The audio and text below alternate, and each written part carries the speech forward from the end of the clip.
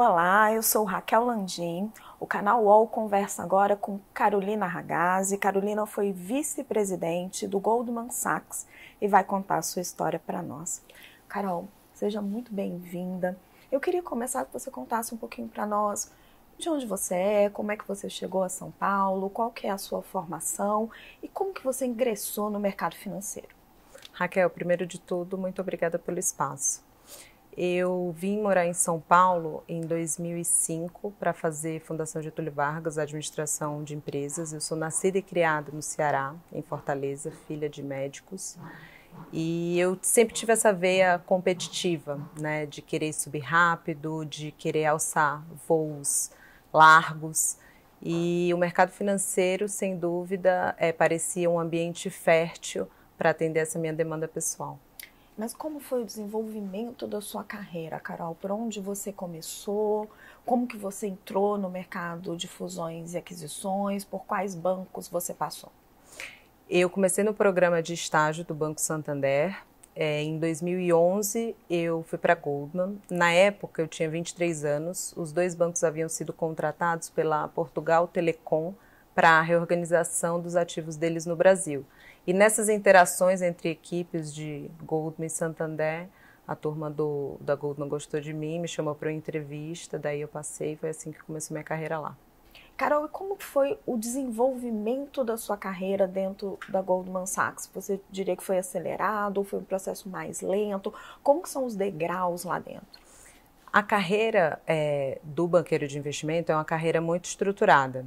A gente chama de ou para cima ou para fora. Se você não estiver indo bem, provavelmente você vai ser demitida, seu bônus vai ser zerado e você vai para fora. Então, são 3 anos e meio de analista, mais 3 anos, 4 de associado, depois você vira vice-presidente.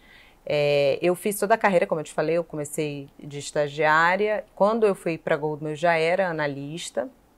E quando eu fui ficando mais sênior, que eu virei vice-presidente, antes mesmo da minha gravidez, eu comecei a me sentir muito isolada. A carreira do banqueiro de investimento é uma carreira muito intensa. Eu trabalhava 100 horas por semana. É uma indústria muito árdua, que tem seus benefícios de subir rápido e retorno financeiro, mas é uma carreira de total entrega para você prosperar. Carol, você publicou um vídeo na internet em que você diz que na volta da sua primeira licença maternidade, você se sentiu, nas suas palavras, escanteada e assediada. O que mudou? Tudo. Até a minha licença, eu sentava na mesa. Eu ajudava a tomar decisão, eu era muito ouvida. Eu participava dos projetos mais importantes.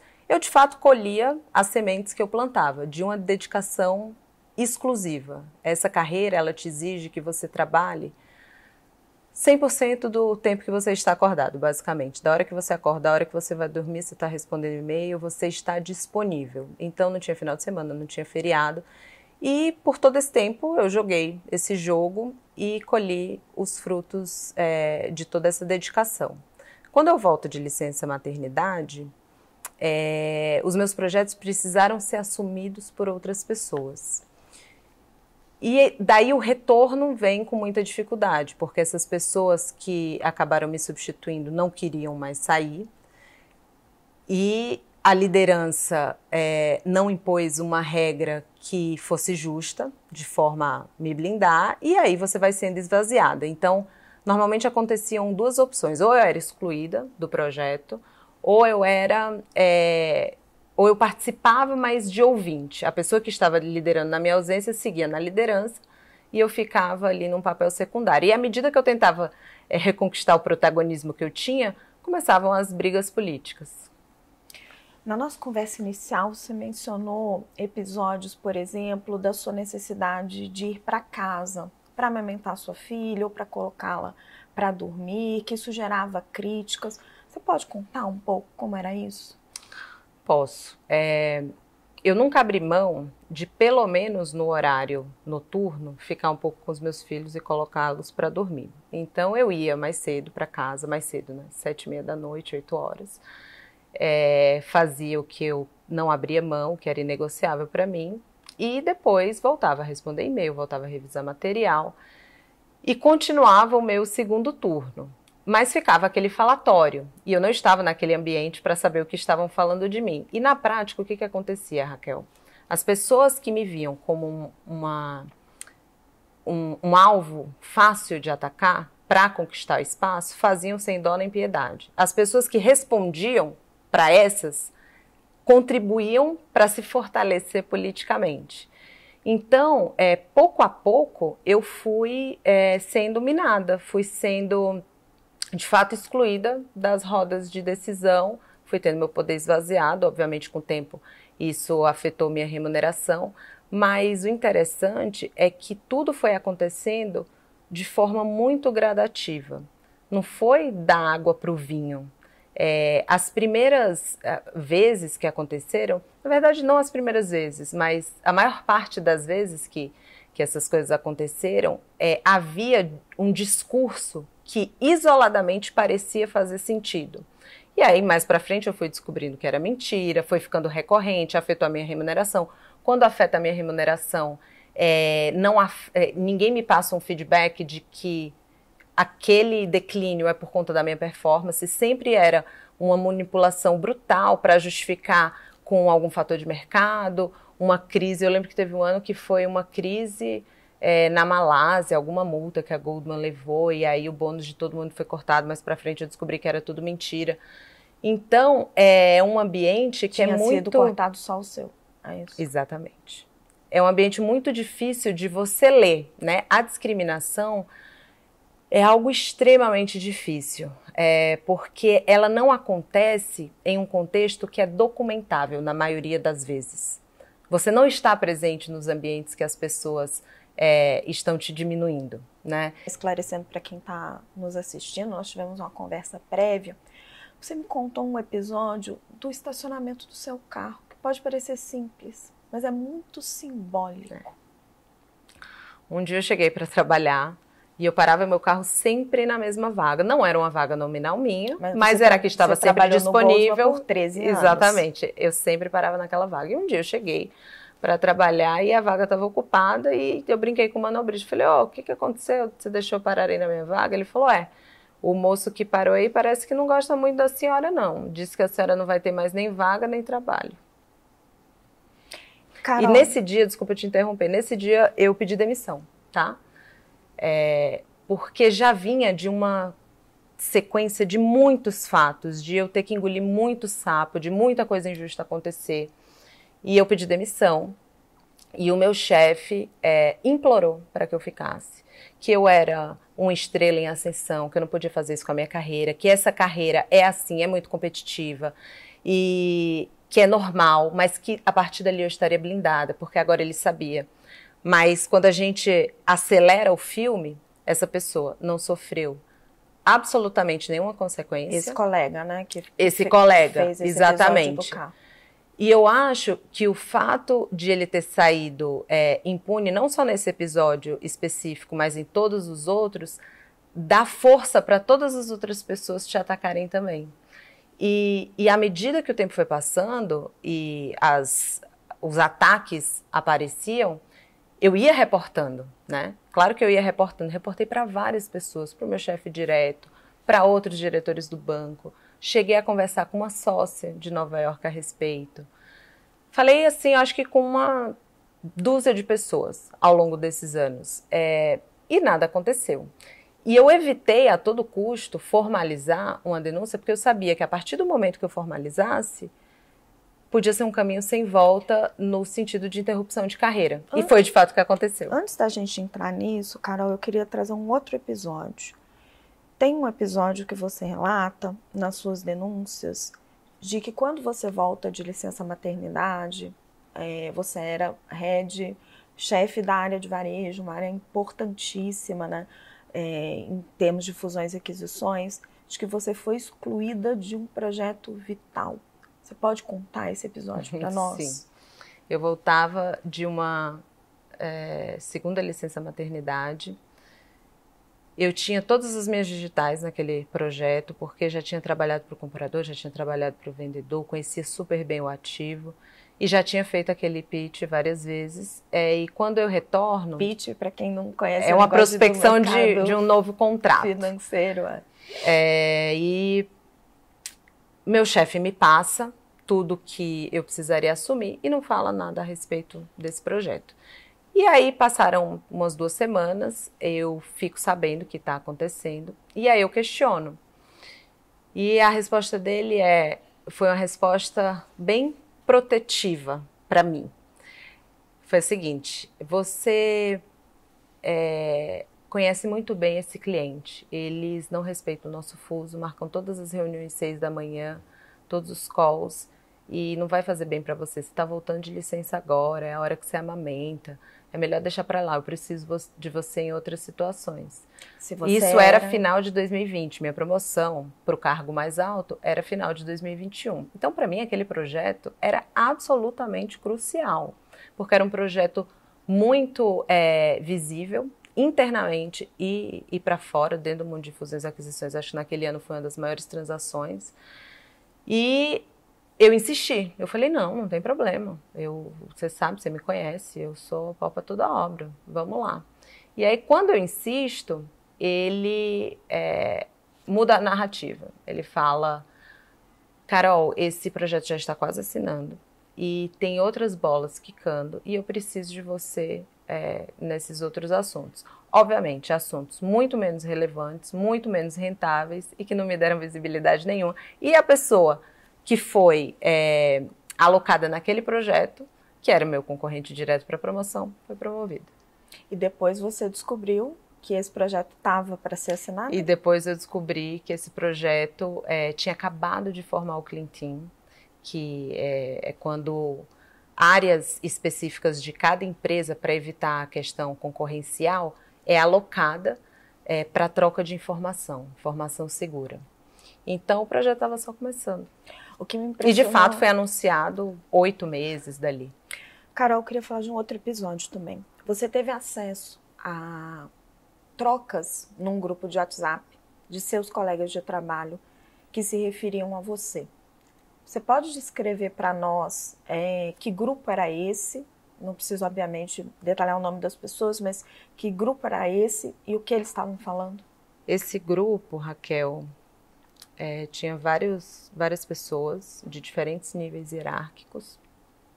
E, para minha sorte ou azar por ter passado por isso, mas sorte de ter tido acesso a isso, né? Porque, como eu te falei, a maioria das vezes que uma discriminação se externaliza, a pessoa discriminada não está presente, ela não tem como documentar isso. Mas eu, por sorte, tive acesso a muito material de outras pessoas que se sentiam inconformadas com aquela situação e dividiram comigo. E um dos piores trechos é uma troca de mensagens de um diretor, um cara que me assediou múltiplas vezes. E não só a mim, tá? Outras pessoas saíram do banco também por causa dele, fizeram denúncias informais.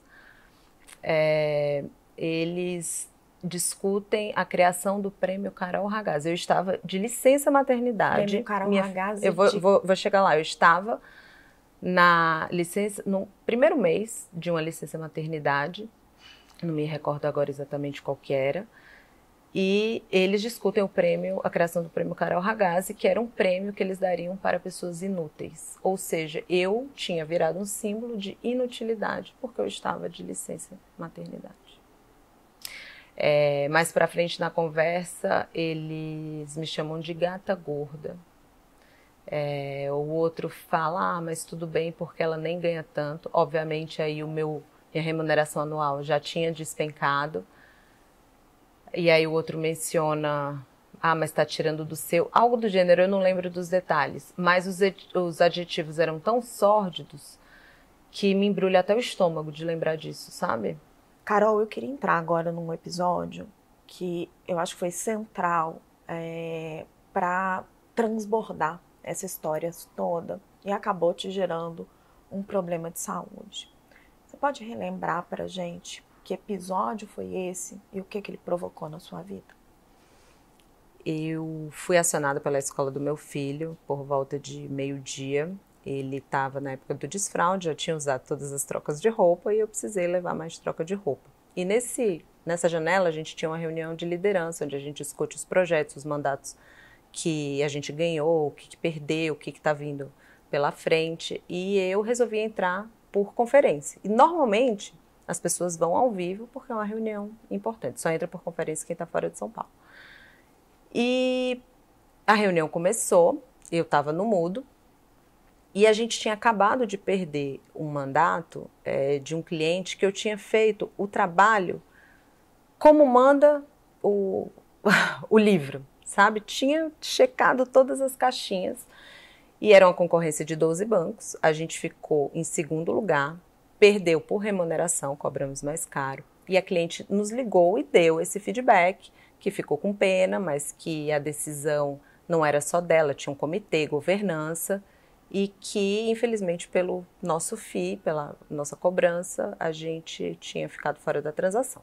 E uma das pessoas que concorria comigo tocou nesse assunto e me fez do péssimo exemplo, né? Me pintou de péssimo exemplo de banqueira, que aquela cobertura estava muito mal feita, que a gente perdeu o mandato por incompetência minha, de fato me descredibilizando enquanto as minhas capacidades profissionais. E eu fiquei muito ansiosa ali na ligação. Primeiro, eu desacreditei do que eu estava escutando, mas a conversa se estendeu, eu falei, não é isso mesmo, não acredito. E eu fiquei ansiosa para que o meu chefe, que estava na reunião presencialmente, e tinha recebido a ligação do cliente, e sabia exatamente o motivo pelo qual a gente tinha perdido o mandato, me defendesse. Porque ele sabia que ele estava falando uma mentira, ele sabia que ele estava me desqualificando de forma extremamente injusta, e aquela defesa não vinha, e ele ficou calado. E aí, nesse dia, eu tive minha primeira crise de pânico. Você conseguiu falar alguma coisa na hora para se defender, consegui. Carol? Não consegui. Calada estava, calada fiquei. Eu não consegui. Carol, você mencionou na nossa conversa que você fez várias denúncias informais ao banco. Você em algum momento denunciou formalmente? Denunciei. Quando eu volto de licença médica, eu resolvi denunciar. Aquela situação estava completamente insustentável e eu precisava... A sua crise de pânico, então, só para quem está nos acompanhando, ela gera um afastamento médico, você não Sim. tem condições de voltar. Exatamente. Como foi isso? Eu fiquei afastada alguns meses, tive uma licença médica renovada. Quando eu estava prestes a voltar, eu voltei a ter crise de pânico, voltei a ter insônia e, segundo a minha psiquiatra, o que eu tive foi algo parecido com um transtorno pós-traumático. Sabe quando você tem risco de perder a vida? Só que o meu CID, obviamente, não é esse, porque eu não tive um risco, de fato, de perder a vida. Mas o trabalho era tão central na minha vida que o sintoma era esse. É como se tivessem tirando algo que era muito importante para mim. Então, quando eu pensava em voltar, em olhar para aquelas pessoas, em vivenciar potencialmente tudo aquilo de novo, eu sucumbia. E aí eu tive que voltar. Quando eu voltei, eu pedi para trabalhar de casa. Marquei minhas reuniões com o cliente, eu ia só para o banco, para a sala de reunião e voltava para casa. E pedi para trocar diária. E no segundo dia do meu retorno, eu escrevi um e-mail e resolvi formalizar a denúncia. Eu sabia que ali era um ponto muito crítico. Ou eles entendiam a gravidade do que eu estava falando, me trocariam de área e me usariam para melhorar a cultura, dado todas as informações que eu partilhei com eles, ou eu estaria fora do jogo. Mas, no fundo, eu tinha a esperança que fosse o primeiro caso. Porque eu substanciei muito, eu tinha um histórico, eu anexei várias provas, eu tinha a construção ao longo do tempo de tudo que tinha me acontecido. E abriu-se uma investigação, que deveria ter demorado 15 dias, eles demoraram 3 meses e meio para me retornar. E no retorno, eles já voltam nos primeiros 60 segundos de ligação, sugerindo a minha saída, sem me dar o feedback dos pontos gravíssimos que eu havia levantado. E aí eu insisti, eu falei, olha, a gente não agendou essa reunião para você me demitir, a gente marcou essa reunião porque eu estou há quase 4 meses esperando o resultado dessa investigação e eu gostaria de escutar. E aí ela, a investigadora de Nova York, começa a me passar o feedback. Basicamente, eles reconhecem a falta de diversidade. Obviamente é um cálculo matemático, né? Não tem muito como negar quantas mulheres tomando a equipe total. Reconhecem o ambiente muito difícil de trabalhar, mas que não reconhecem a discriminação, não reconhecem que a minha remuneração foi afetada porque eu fui mãe. Então você entra num contexto muito difícil. Nesse momento que eu fico face a face com a instituição, foi uma das maiores decepções da minha vida, porque até então, até a denúncia, eu achava que tudo que eu tinha vivido era fruto da ganância exacerbada de algumas pessoas, da falta de caráter, de maçãs podres que estavam ali, tentando me exterminar para aumentar a fatia do bolo deles, em conjunto com outros erros individuais de uma liderança omissa, que não queria comprar briga com ninguém, que era mais conveniente deixar rolar e em algum momento eu ia me demitir porque eu não ia aguentar. Então eu achava que aquilo era fruto de erros individuais.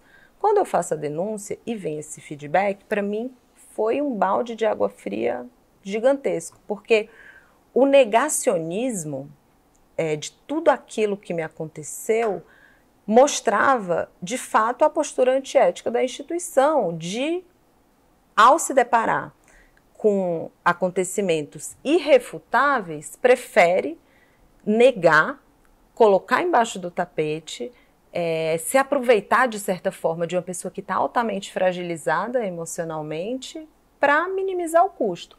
O custo de demitir um profissional produtivo, mas assediador, o custo de reparar uma vítima, o custo de investir pesado em treinamento contra assédio, o custo de mudar a cultura.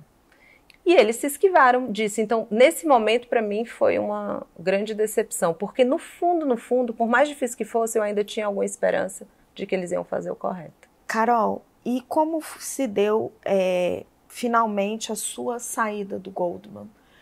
Geralmente nesses processos tão turbulentos, os bancos tentam, ou outras empresas também, forçar acordos de confidencialidade. Como foi esse processo? Foi um processo muito longo, muito difícil. Em determinado momento, Raquel, eu até ia assinar para me ver livre, porque eu não aguentava mais. E, de fato, eles propuseram, eles queriam que eu me comprometesse com a confidencialidade. Como eu te disse, por estar vivendo esse momento muito doloroso, eu cogitei. E foram meses de negociação das cláusulas, mas no contexto do meu trabalho, eu negociei muitos acordos de confidencialidade para os meus clientes. Então, é uma linguagem a qual eu estou muito familiarizada. E aquilo que eles queriam que eu assinasse não era padrão, era uma confidencialidade eterna, sem prazo. Se fosse 1 ano, 2, vai lá, para eu me ver livre. Mas eles esticaram tanto a corda, eram cláusulas tão leoninas que eu recusei. Eu disse não. E esse processo, obviamente, se estendeu muito, em favor deles, obviamente, porque você sabe que o valor de um banqueiro de investimento é o quão conectado ele está com aquele ecossistema dos clientes que vão fazer uma abertura de capital, que estão estudando entrar em novos mercados. À medida que o tempo passava, eu ia ficando mais obsoleta e eles sabiam disso, que o meu valor de mercado ia caindo. E eles usaram o tempo em favor dele. Então, demoravam meses para responder o e-mail. Foi uma questão realmente muito difícil de lidar. E a minha demissão só acontece porque o que eles fizeram? Eles obstaculizaram o meu retorno.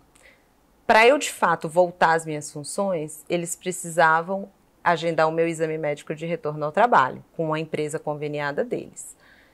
E eu pedi o agendamento, eles não agendaram.